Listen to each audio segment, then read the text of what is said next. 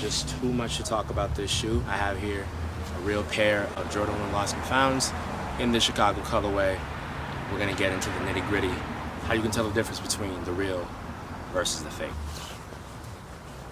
So the Jordan 1, the real pair, has that little brand new, nice Chinese factory smell, right? There's a difference, trust me. So you just gotta,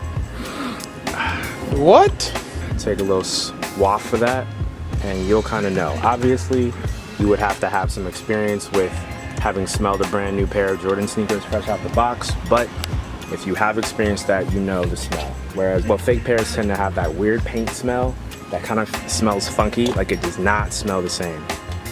Wow, would you look at that? Buddy over here is doing, you know, the catnip dance, messing with some plants. Anyway, you also want to be, buddy, what are you doing?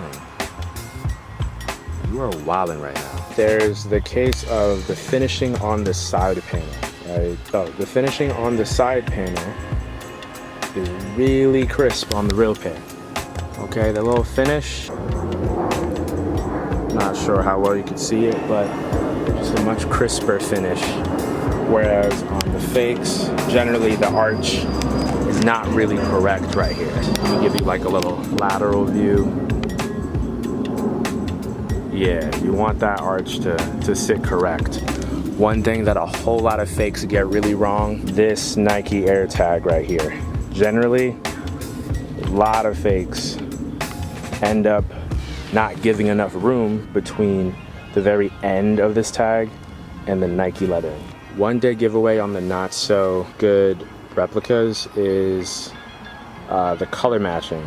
If you have a real pair in hand, you might be able to compare the color of the actual red of the sneaker and compare it to the fake. And sometimes they get it either a little too dark or a little too bright. A lot of times they just get a little too dark. They try to like overcompensate. The toe box. So the toe box on the real pair is way more wrinkled. So you'll see more cracks on the toe box. That's to kind of give it that sort of vintage pre-worn look, whereas the fakes seem to emphasize more cracking on the side panel, and you don't really have so much of that cracking. It's getting a little harder to show y'all, but it's really not that bad compared to like, look at the cracking of the toe box. You see what I mean? Now, this is one thing, it's gonna be kind of complicated explaining to some folks, because I know probably gonna feel bummed out.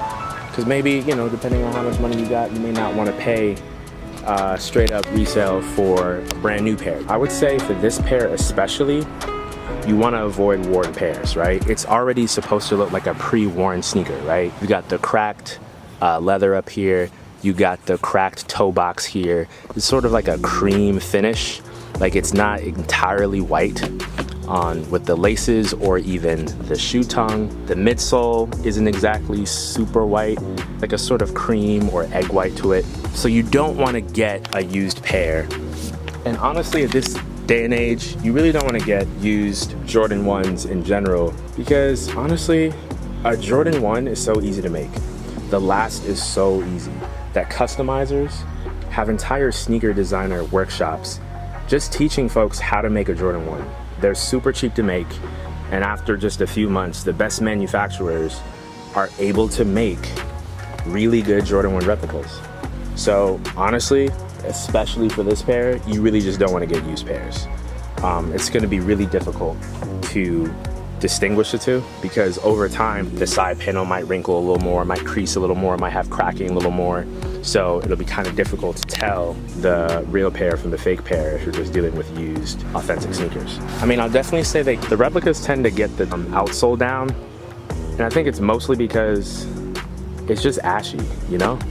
Obviously if they just get the color tone off, then there'll be a dead giveaway, but the dead giveaway will really only be that noticeable when you're comparing it to a real pair in hand. And maybe you got a friend who has a real pair, but it's getting harder. Even with the shoebox, There are gonna be some dead giveaways that it's not the real pair. You do wanna see that mismatched box. If the box for some reason seems a little too small, it's generally not the real thing. What's crazy is I've heard that they kind of get the paper wrong, like the newspaper, right? Even the wrapping for the shoe shows, you know, just nostalgic moments of when this iconic silhouette first came out, right? The Nike Air Jordan has landed, take flight. You see Air Jordan Super Sale, regular, 65, $29.99, first quality leather. Cap. The paper that they produce in the replica factories and all that stuff tend to be a little thinner, like not as thick. So you definitely want to check to see that the paper that's actually stuffed for the design is actually not too thin. This was a size 12. You want to be familiar with all of those, you know, codes, and you want to see the sale over here and all that. All right, I hope this was helpful. I'll catch you guys in the next one. Do you really think that it's a safe bet to go with a used pair of Jordan 1s to cop at resale? I personally don't, but you guys let me know what you think. I'll see what I can do to give you guys more in-depth look of the Jordan 1 Lost and Founds.